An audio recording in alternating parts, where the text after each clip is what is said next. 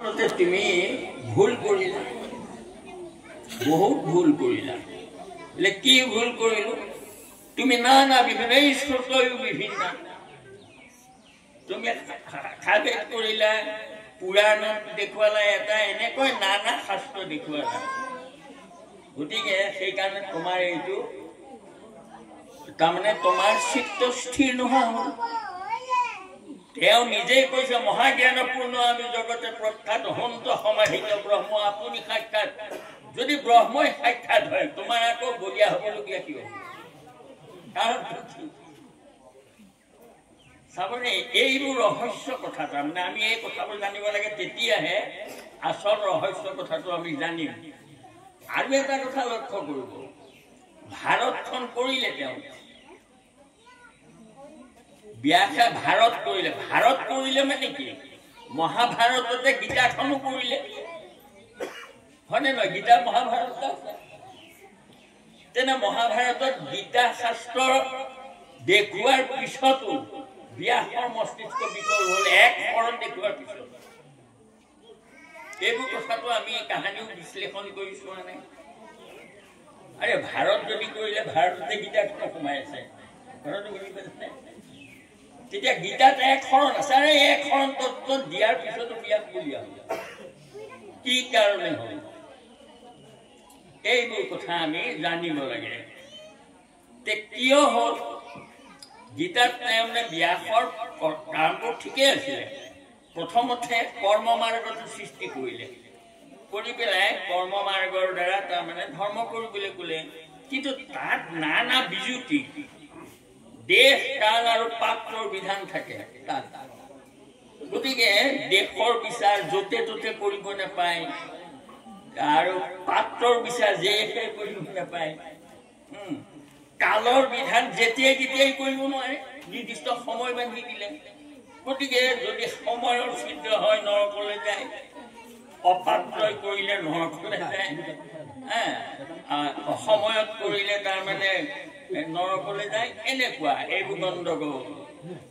দেশ কাল পাত্ৰ দেশে কৰিব নোৱাৰে, আৰু য'তে ত'তে কৰিব নোৱাৰে। চাচি বাক লাগে ভূমি ১২ বৎসৰ, তেৱেহে পবিত্ৰ স্থান হয় যজ্ঞৰ।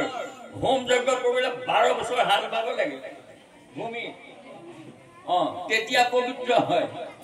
কুকুৰে গছকা জেগাত কৰিব নালাগে, পংক্তি দুখত ব্ৰাহ্মণে গছকা জেগাত কৰিব নালাগে, এতিয়া পংক্তি দুখত ব্ৰাহ্মণেই কৰে। তেওঁলোকৰ দৃষ্টি পৰা জেগাতে কৰিব নাপায় এইবোৰ। গতিকে এইবোৰ হ'ল পাত্ৰৰ দোষ, আৰু য'তে ত'তে কৰিব নোৱাৰে। এতিয়া ১২ বছৰ হাল বাই পবিত্ৰ কৰিব লাগিব যজ্ঞভূমি, কোনে কয়?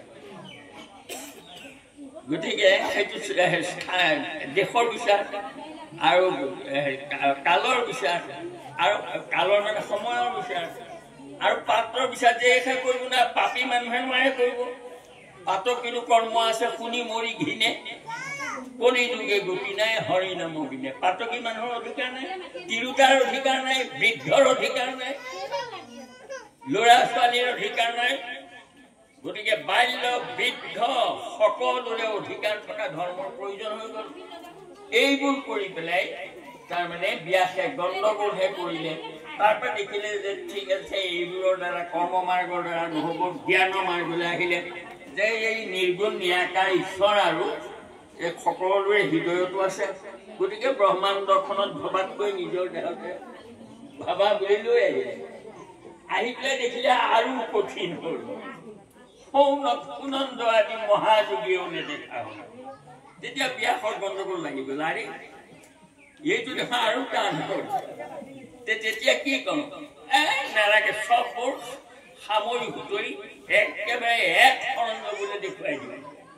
আনি পেলাই দেখুৱাই দিলে যে এই ধৰ্মবোৰ মই যিমানবোৰ কৰিছিলো, আগৰ ধৰ্ম লিখিছিলো, সেইবোৰ চব বাদ দিয়া। তাৰ হতে ক'লে, কৃষ্ণই ক'লে, সৰ্বধৰ্মৰ পৰিত্যাজ্য মাম একং শৰণং ব্ৰজ। সকলো ত্যাগ কৰা, মোক শৰণ লোৱা।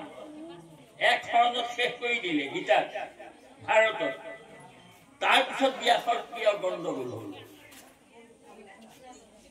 পইণ্টটো চাব দেই, কি হ'ল ঘটনাটো। তেওঁ ক'লে সকলো ধৰ্ম বাদ দিয়া শৰণ লোৱা। সৰ্বধৰ্মান পৰিত্যজ্য মামেকং শৰণং ব্ৰজ। তুমি মাত্ৰ মোৰ শৰণ লোৱা। ঠিক আছে, শৰণ ললে কি কৰিব? শৰণ লোৱাজনে কি কৰিব? ধৰ্ম ত্যাগ কৰিবলৈ ক'লে এইসোপা বাদ দিয়া, এইটো ধৰা ধৰিলো শৰণ কৰিবলৈ। কামটো কি কৰিম এতিয়া? শৰণ লোৱাকৈ কি কৰিম? ধৰ্মটো কৰিব লাগে, কিবা এটা কৰিলেহে হ'ব। কি কৰিব এতিয়া? শৰণ বাদ দিলে, সব ধৰ্ম বাদ দি দিলে, কৰিব কি? এই প্ৰশ্নটো নাৰদে তাৰমানে ব্যাসক কৈ দিলে। ঠিকেই কৰিলা তুমি, কিন্তু এতিয়া কথা হ'ল এক শৰণ দেখুৱাই দিলাগৈ হয়, কিন্তু শৰণীয়া ভকতে কি কৰিব? তুমিতো সব ধৰ্ম ত্যাগ কৰি শৰণ লোৱা কথা ক'লা, ধৰিবতো লাগিব কিবা এটা। কি ধৰিব? তেতিয়াহে ব্যাসৰ মূৰত তাৰমানে হেৰি আহিছে, হয়তো নিদিলোৱেই, সেইটো দিয়া নাই,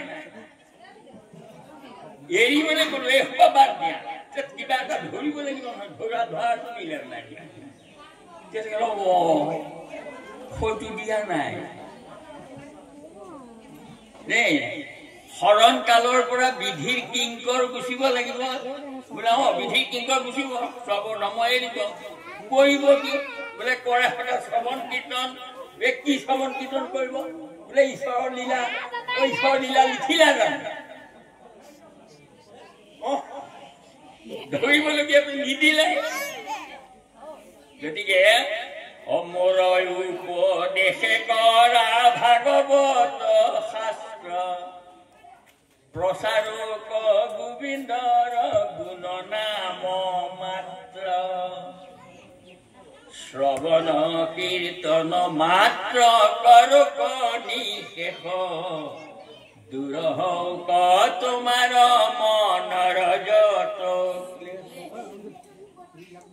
ভাগৱত সেয়া ভাগৱত।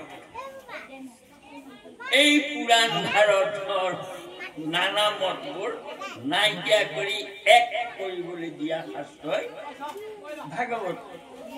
গতিকে এতিয়া আমাৰ কথাবোৰ কি হৈছে চাব, আমি সেয়া ভাগৱতকে পঢ়ি আছো।